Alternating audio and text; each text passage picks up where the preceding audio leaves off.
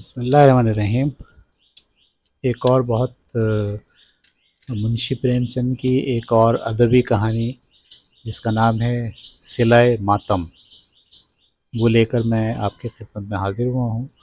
یہ کہانی کلاسک ادب کی کہانی ہے اور ہم نے اسے انتخاب کیا ہے 10ویں جماعت کے طلباء اور طالبات کو اردو کی کہانی کے طور پر۔ آئیے ہم پہلے کہانی سنتے ہیں، پھر اس پہ تبصرہ کریں گے اور آخری میں کمپریہنشن کے طور پر اس کے سوال جواب کریں گے۔ میں آپ کو کہانی پڑھ کے سناتا ہوں۔ صلۂ ماتم۔ آج 3 سال گزر گئے۔ شام کا وقت تھا۔ میں یونیورسٹی ہال سے خوش چلا آ رہا تھا۔ میرے صدہا دوست مجھے مبارکباد دے رہے تھے۔ صدہا کا مطلب سینکڑوں۔ فرط مسرت سے میری باچھیں کھلی جاتی تھیں۔ میری زندگی کی سب سے پیاری آرزو کہ میں ایم اے پاس ہو جاؤں پوری ہو گئی تھی، اور ایسی خوبی سے جس کی مجھے مطلق امید نہ تھی۔ میرا نمبر اول تھا۔ وائس چانسلر صاحب نے خود مجھ سے ہاتھ ملایا تھا اور مسکرا کر فرمایا تھا کہ خدا تمہیں اعلیٰ تر کاموں کی توفیق دے۔ میری خوشی کی کوئی انتہا نہ تھی۔ میں نوجوان تھا، شکیل تھا، شکیل کا مطلب خوبصورت تھا، تندرست تھا، مال و زر کی نہ مجھے خواہش تھی اور نہ کچھ کمی تھی۔ والدین بہت کچھ چھوڑ گئے تھے۔ دنیا کی سچی خوشی میسر ہونے کے لیے، کچی کے بجائے کیا ہونا چاہیے؟ سچی، ٹھیک ہے؟ دنیا کی سچی خوشی میسر ہونے کے لیے جن اسباب کی ضرورت ہے وہ سب مجھے حاصل تھے، اور سب سے بڑھ کر پہلو میں ایک حوصلہ مند دل تھا جو نام و نمود حاصل کرنے کے لیے بے قرار ہو رہا تھا۔ گھر پر آیا، احباب نے یہاں بھی پیچھا نہ چھوڑا۔ دعوت ٹھہری، ٹھیک ہے، دعوت ٹھہری، یا دعوت کی ٹھہری بھی لفظ صحیح ہے، دعوت کی ٹھہری۔ دوستوں کی خاطر و مدارات میں 12 بج گئے۔ لیٹا تو بے اختیار خیال میں لیلاوتی کی طرف جا پہنچا، جو میرے پڑوس میں رہتی تھیں اور جس نے میرے ساتھ بی اے کا ڈپلومہ حاصل کیا تھا۔ خوش قسمت ہوگا وہ شخص جو لیلاوتی کو بیاہے گا، ٹھیک ہے، خوش قسمت ہوگا وہ شخص جو لیلا کو بیاہے گا۔ کیسی حسین ہے، کیسی خوش گلو، یعنی آواز کتنی خوبصورت ہے، کیسی خوش مزاج۔ میں کبھی کبھی اس کے یہاں پروفیسر صاحب سے فلسفے میں مدد لینے کے لیے جایا کرتا تھا۔ وہ دن مبارک ہوتا تھا جب پروفیسر صاحب گھر پر نہ ملتے تھے۔ میں لیلا میرے ساتھ بڑے تپاک سے پیش آتی تھی، ٹھیک ہے، تو لیلا میرے ساتھ بہت تپاک سے پیش آتی تھی، اور مجھے ایسا معلوم ہوتا تھا کہ میں حضرت مسیح کی پناہ میں آ جاؤں تو اسے مجھے اپنے شوہری میں قبول کرنے سے انکار نہ ہوگا۔ یہ لیلاوتی عیسائی ہیں اور یہ آدمی ہندو ہے، تو یہ کہہ رہا ہے کہ میں اگر حضرت مسیح کی پناہ میں آ جاؤں، یعنی عیسائیت قبول کر لوں، تو اسے مجھے اپنی شوہری میں قبول کرنے سے انکار نہ ہوگا۔ وہ خیلی بائرن اور کیٹ کی عاشق تھی، یہ دونوں مصنفین ہیں، اور میرا مذاق بھی بالکل اس کے ہم رنگ تھا۔ ہم جب تنہا ہوتے تو اکثر محبت اور فلسفہ محبت پر بحث کرنے لگتے، اور اس کے منہ سے جذبہ آمیز باتیں سن کر میرے دل میں گدگدی پیدا ہونے لگتی تھی، مگر افسوس میں اپنا مالک نہ تھا۔ میری شادی ایک معزز گھرانے میں کر دی گئی تھی، اور اگرچہ میں ابھی تک اپنی بیوی کی صورت سے بھی آشنا نہ تھا، مگر مجھے بجائے شک کے یقین کامل تھا کہ مجھے اس کی صحبت میں وہ لطف نہیں آ سکتا جو میں لیلا کی صحبت میں ممکن ہے۔ شادی ہوئے 2 سال ہو چکے تھے، مگر اس نے میرے پاس ایک خط بھی نہ لکھا تھا۔ میں نے 2-3 خط لکھے بھی، مگر کسی کا جواب نہ ملا۔ اس سے مجھے یہ شک ہو گیا تھا کہ اس کی تعلیم بھی واجبی ہے۔ آہ، کیا میں اس لڑکی کے ساتھ زندگی بسر کرنے پر مجبور ہوں گا؟ اس سوال نے میرے ان تمام ہوائی قلعوں کو ڈھا دیا جو میں نے ابھی بنائے تھے۔ کیا میں لیلا ہوں؟ بنائے تھے۔ یہ اس میں مجھے لگ رہا ہے اضافی ہے۔ اچھا، کیا میں لیلا وتی، جی ہاں، کیا میں لیلا سے یا لیلا سے ہمیشہ کے لیے ہاتھ دھو لوں؟ ناممکن ہے۔ میں کمدنی کو چھوڑ دوں گا، میں اپنے بیگانوں سے ناتا توڑ لوں گا، میں رسوا ہوں گا، خوار ہوں گا، مگر میں لیلا کو ضرور اپنا شریک حال بناؤں گا۔ انہی خیالات سے مؤثر ہو کر یا متاثر ہو کر میں نے اپنی ڈائری لکھی اور اسے میز پر کھلا چھوڑ کر بستر پر لیٹ رہا اور سوچتے سوچتے سو گیا۔ سویرے اٹھ کر دیکھتا ہوں تو بابو نرنجن داس میرے سامنے کرسی پر بیٹھے ہیں۔ ان کے ہاتھ میں ڈائری تھی جسے وہ بغور پڑھ رہے تھے۔ انہیں دیکھتے ہی میں فرط شوق سے لپٹ گیا۔ افسوس، اب اس فرشتہ صفت نوجوان کی صورت دیکھنی نہ نصیب ہوگی۔ بے ہنگام موت نے اسے ہم سے ہمیشہ کے لیے جدا کر دیا۔ وہ کمدنی کے حقیقی بھائی تھے، نہایت وجیح و شکیل، سن میں مجھ سے 2 ہی 4 سال زیادہ تھا، اچھے عہدے پر ممتاز تھے، یعنی اچھا عہدہ تھا۔ کچھ دنوں سے اس شہر میں تبدیل ہو کر آ گئے تھے اور میری اور ان کی گاڑی دوستی ہو گئی تھی۔ میں نے پوچھا، کیا تم نے میری ڈائری پڑھ لی؟ نرنجن: ہاں۔ میں، یعنی یہاں ہے نہیں بلکہ کون ہے؟ میں ہے۔ مگر کمدنی سے کچھ نہ کہنا۔ نرنجن: بہت اچھا، نہ کہوں گا۔ میں: اس وقت کسی سوچ میں ہو؟ میرا ڈپلومہ دیکھا؟ نرنجن: گھر سے خط آیا ہے، والد بیمار ہیں، 2 3 دن میں جانے والا ہوں۔ میں: شوق سے جائیے، ایشور انہیں جلد صحت بخشے۔ نرنجن: تم بھی چلو گے؟ نہ معلوم کیسا پڑے کیسا نہ پڑے۔ میں: مجھے اس وقت معاف ہی رکھو۔ نرنجن داس یہ کہہ کر چلے گئے۔ میں نے حجامت درست کی، کپڑے بدلے اور میں لیلاوتی سے ملنے کے اشتیاق میں چلا۔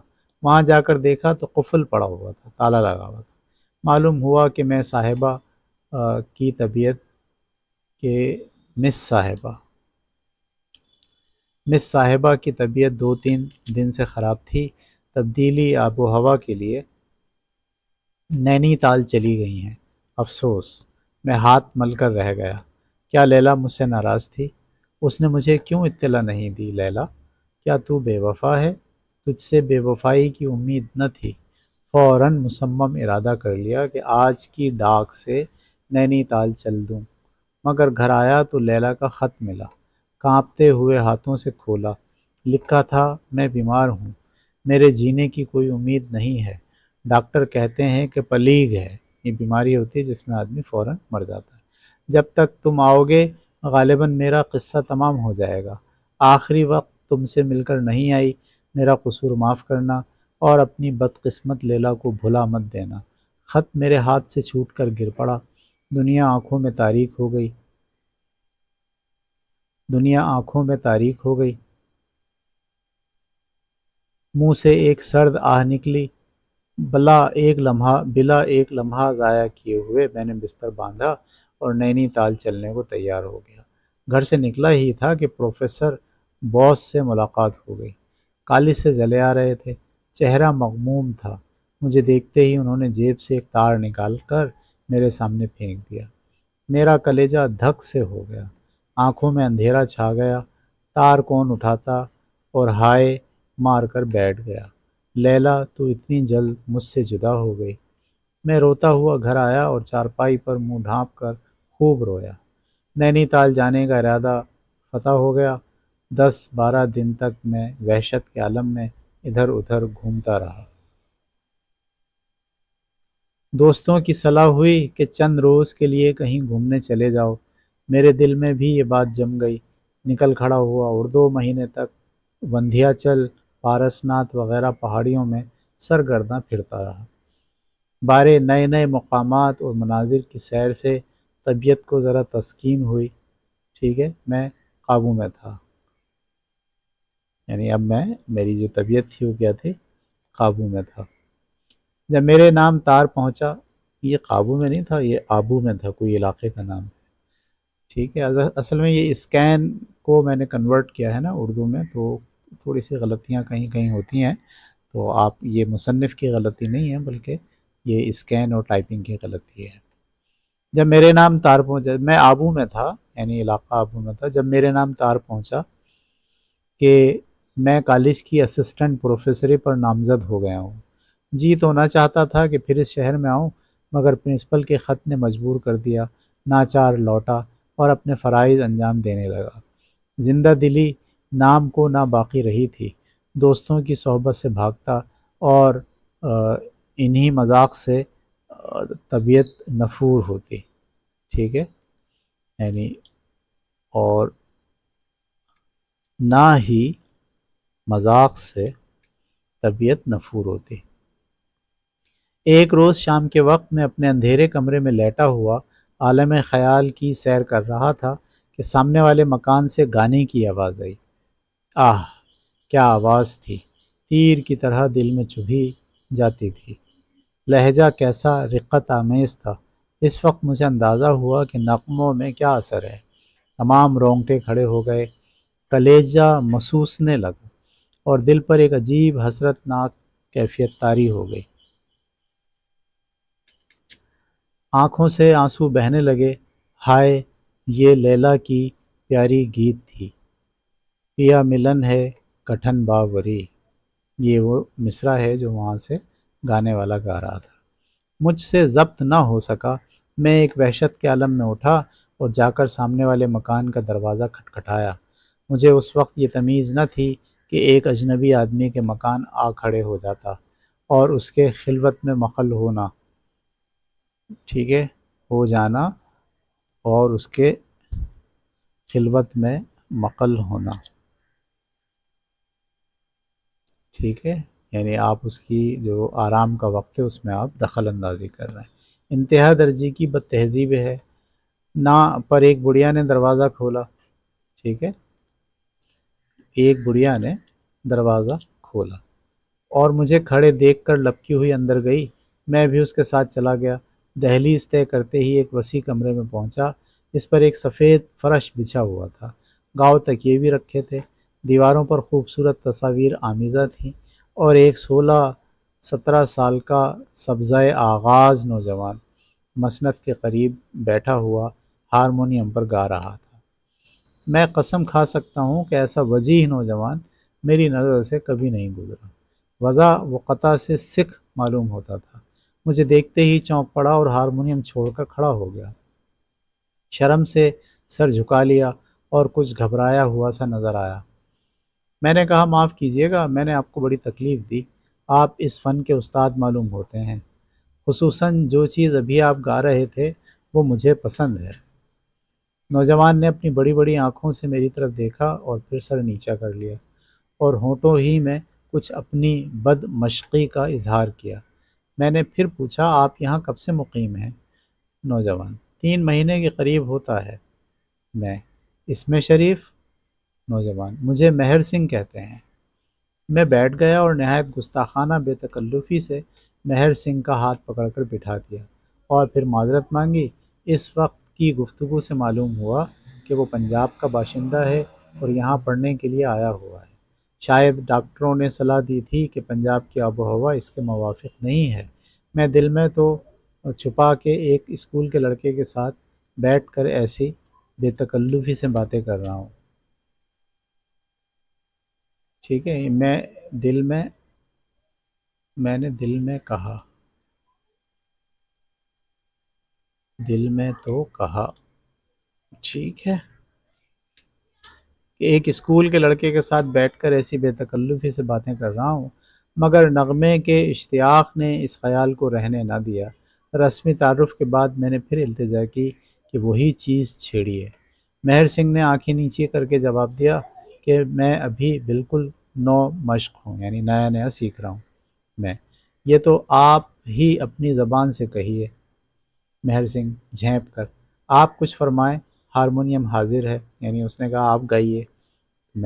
میں اس فن سے مطلق بے بہرا ہوں، ورنہ آپ کی فرمائش کی ضرور تعمیل کرتا۔ اس کے بعد میں نے ہر چند اصرار کیا، مگر مہر سنگھ جہتا ہی رہا۔ झिझकता ही रहा, या ठीक है।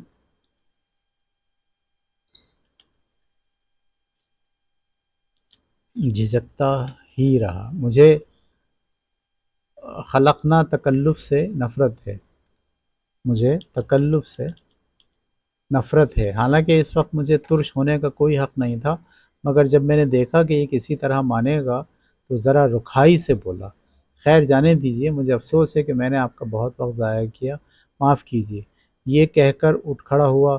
मेरी रोनी सूरत देखकर शायद मेहर सिंह को उस वक्त रहम आ गया। उसने छुपते हुए झेंपते हुए मेरा हाथ पकड़ लिया और बोला, आप नाराज़ हुए जाते हैं। मुझे आपसे नाराज़ होने का कोई हक़ हासिल नहीं। मेहर सिंह, अच्छा बैठ जाइए, मैं आपकी फरमाइश की तामील करूँगा, मगर मैं अभी बिल्कुल नौमख्श हूँ।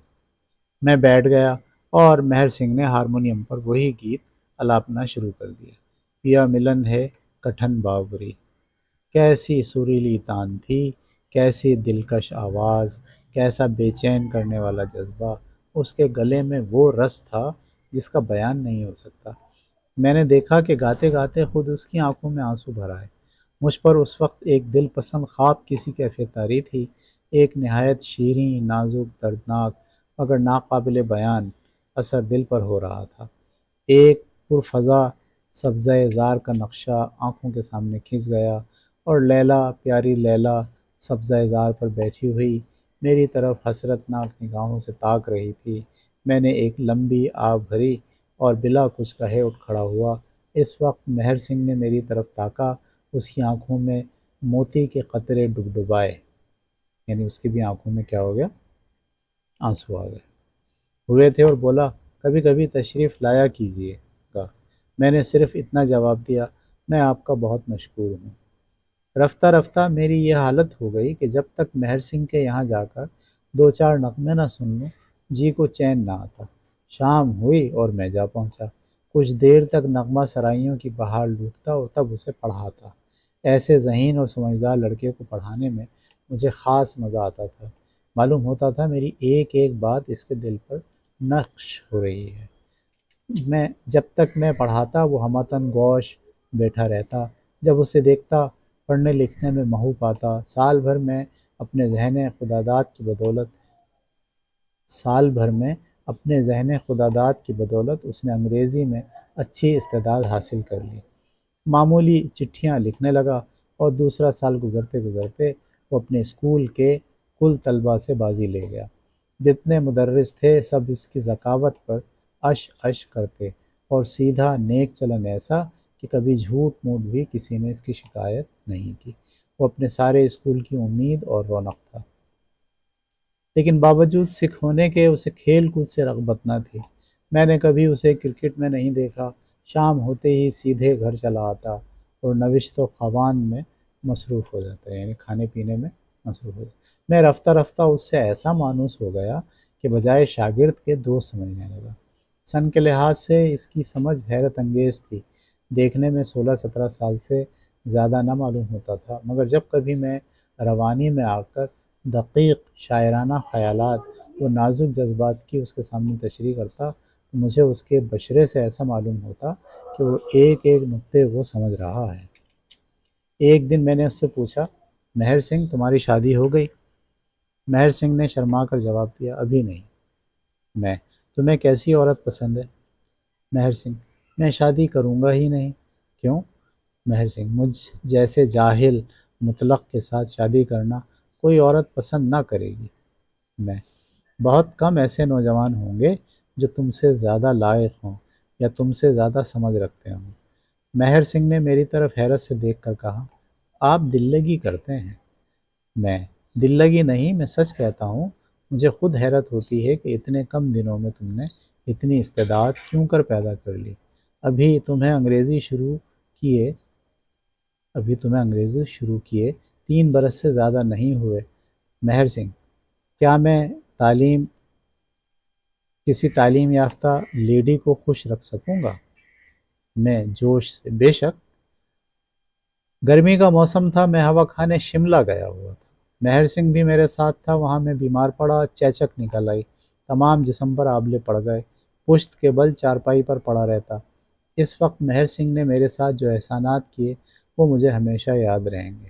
ڈاکٹروں کی سخت ممانعت تھی کہ وہ میرے کمرے میں نہ آئے، مگر مہر سنگھ آٹھوں پہر میرے ہی پاس بیٹھا رہتا، مجھے کھلاتا پلاتا اٹھاتا بٹھاتا، رات رات بھر چارپائی کے قریب بیٹھ کر جاگتے رہنا مہر سنگھ ہی کا کام تھا۔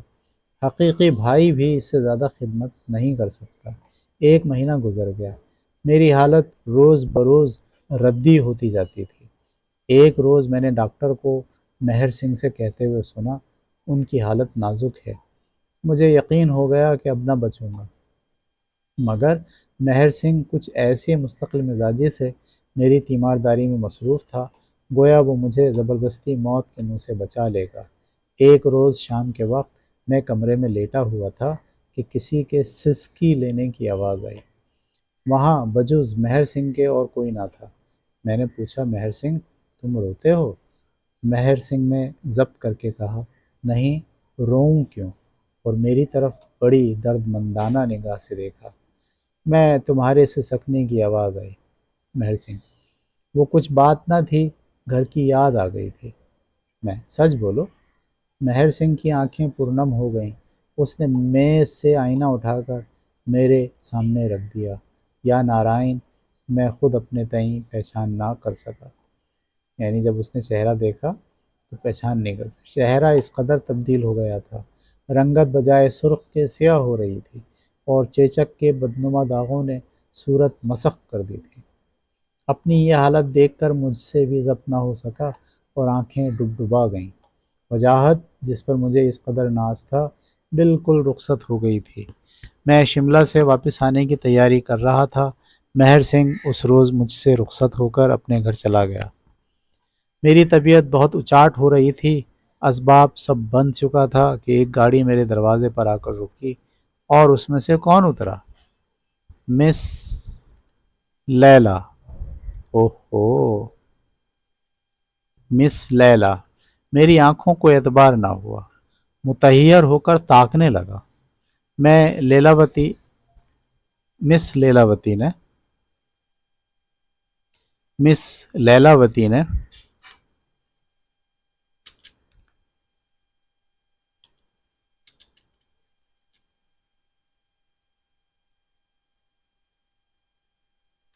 مس لیلاوتی نے آگے بڑھ کر مجھے سلام کیا اور ہاتھ ملانے کو بڑھایا۔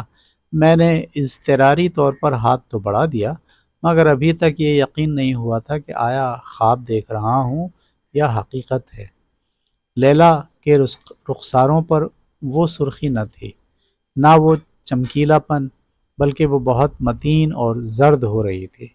آخر میری حیرت کم نہ ہوتے دیکھ کر اس نے مسکرانے کی کوشش کر کے کہا، تم کیسے جنٹل مین ہو کہ ایک شریف لیڈی کو بیٹھنے کے لیے کرسی بھی نہیں دیتے؟ میں نے اندر سے کرسی لا کر اس کے لیے رکھ دی، مگر ابھی تک یہی سمجھ رہا تھا کہ خواب دیکھ رہا ہوں۔ لیلاوتی نے کہا، شاید تم مجھے بھول گئے۔ میں، بھول تو عمر بھر نہیں سکتا، مگر آنکھوں کا اعتبار نہیں آتا۔ لیلا، تم تو بالکل پہچانے نہیں جاتے۔ میں، تم بھی تو وہ نہیں رہیں، مگر آخر یہ راز کیا ہے؟ کیا تم جنت سے لوٹ آئیں؟ لیلا، میں تو نینی تال میں اپنے ماموں کے ہاں تھی۔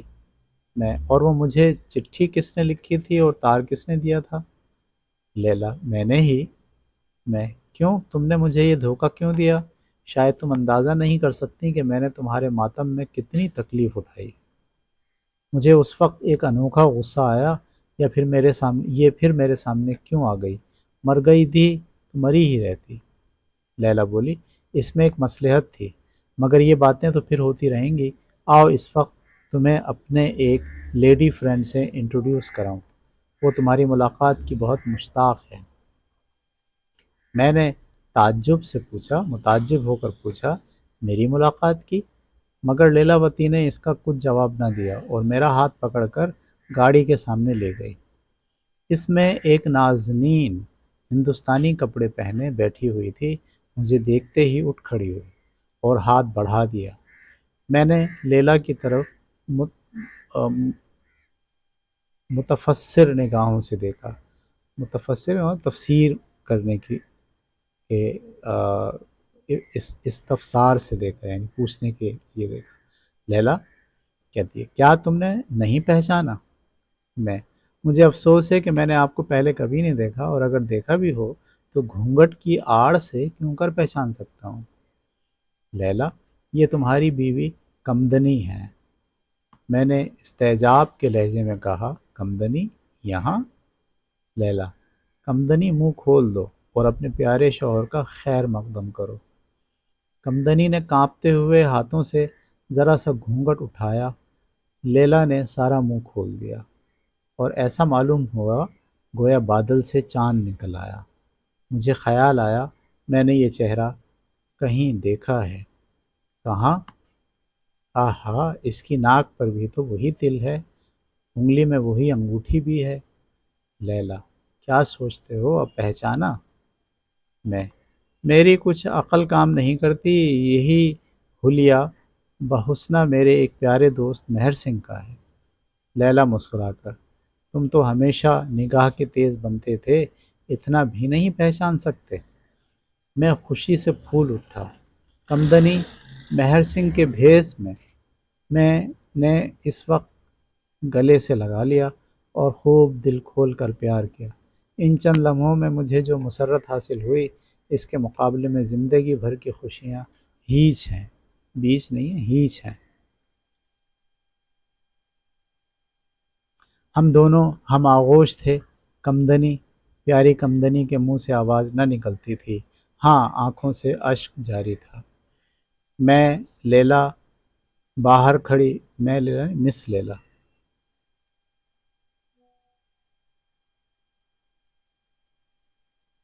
مس لیلا باہر کھڑی ہمدردانہ نگاہوں سے یہ نظارہ دیکھ رہی تھی۔ میں نے اس کے ہاتھوں کو بوسہ دے کر کہا پیاری لیلا تم سچی دیوی ہو، کچی نہیں سچی، تم سچی دیوی ہو، ہم جب تک جئیں گے تمہارے ممنون احسان رہیں گے۔ لیلا کے چہرے پر ایک ہلکا سا تبسم دکھائی دیا، بولی اب تو شاید تمہیں میرے ماتم کا کافی صلہ مل گیا۔ واہ بھائی واہ، ماتم کا صلہ، یہ جو کہانی تھی صلہ ماتم، تو اس میں یہ جو ماتم اس نے کیا مس لیلا وتی کا، اس کا صلہ اس کو کیسے ملا۔ تو بہت کلاسک ادب سے یہ کہانی تھی، بہت خوبصورت بنت تھی۔ منشی پریم چند صاحب نے اپنے اس زمانے میں جو کچھ بھی منظر تھا اور وہاں اس وقت جو اخلاقی قدریں تھیں زندگی گزارنے کے لیے، اور جو معیارات تھے محبت کے اور ایک دوسرے کے ساتھ نبھانے کے، ان معیارات کی بنیاد پر بہت ایک اچھی کہانی جو ہے وہ ہمیں لکھ کے دی۔ ٹھیک ہے جناب، تو اب ہم چلتے ہیں اس کے ایم سی کیوز کی طرف، اس کی کمپریہنشن کی طرف، اور میں یہ اس کو اسکرول کر رہا ہوں اسکرین کو، آپ سوالات کو اتاریے اور سوال اتارنے کے بعد اپنے الفاظ میں اس کے جوابات بھی لکھیے، ٹھیک ہے؟ پہلے سارے سوال اتار لیں اسکرین روک روک کے، اور پھر ہر سوال کا جواب اپنے الفاظ میں لکھیں۔ چھٹا سوال، ساتواں، اس کے بعد آٹھواں سوال، آٹھویں کے بعد نواں سوال اور 10واں سوال۔ اس کے بعد شروع ہوتے ہیں M C Qs. M C Qs بھی آپ کو کاپی میں اتارنا ہے، اور ان 4 جوابات میں سے 3 جوابات میں سے جو جواب درست ہے اس کا جواب آپ کو اپنی کاپی میں لکھنا ہے۔ سوال نمبر 1 2 3 4 5، ٹھیک ہے، اور یہ تقریباً 10 ایم سی کیوز آپ کے سامنے اسکرین پر ہیں۔ اس کے بعد خالی جگہ پر کریں، اس میں آپ کو جملہ پڑھنا ہے اور مناسب لفظ جو کہانی میں آپ نے پڑھے تھے اس کی بنیاد پر خالی جگہیں کاپی میں لکھ کے اس میں صحیح لفظ لکھنا ہے، ٹھیک ہے؟ یہ 10 خالی جگہیں ہیں۔ اس کے بعد جملے درست کریں، ٹھیک ہے؟ یہاں پر جملے غلط دیے ہوئے ہیں، آپ نے غلط جملہ پڑھنا ہے اور پھر اس کو صحیح کر کے، ٹھیک ہے، لکھنا ہے اپنی کاپی کے اندر۔ ٹھیک ہے، تو طلبہ و طالبات نے دیکھا کہ پرانے زمانے کا ادب اور خاص طور پر اردو کے جملے اور ادائیگی اور خیال کو اپنے الفاظ میں مناسب طریقے سے ڈھالنے کا جو ہنر منشی پریم چند کے ہاں ہمیں نظر آتا ہے، وہ بہت کم لوگوں کے پاس ہے۔ منشی پریم چند جو مصنف ہیں ادب کے اندر، یہ افسانے لکھے انہوں نے، بہت سی کہانیاں انہوں نے لکھی بہت ساری۔ ان کی خوبی یہ ہے کہ ان کی کہانیاں عام زندگی، عام ارد گرد کے ماحول، محلے پڑوس، ٹھیک ہے، اور اس سے بنی ہوئی فکشن تو ہیں یقیناً، لیکن بہت حقیقت کے قریب فکشن، جو گلی محلے اور ہماری چاروں طرف بکھری ہوئی زندگی ہے اور انسانی احساسات اور انسانی نفسیات پر مبنی یہ کہانیاں انہوں نے لکھی ہیں۔ ان کی کہانیاں بہت ساری جلدوں میں شائع بھی ہوئی ہیں۔ میں ایک ایک کر کے تھوڑی تھوڑی سی جو مشہور کہانیاں ہیں وہ یہاں آپ کے سامنے بیان کرتا رہوں گا۔ آپ اس چینل کو مسلسل دیکھتے رہیں اور اگلی کہانیوں کے لیے بھی آپ منتظر رہیں۔ اگلی کہانی تک کے لیے اجازت دیجیے۔ اللہ حافظ۔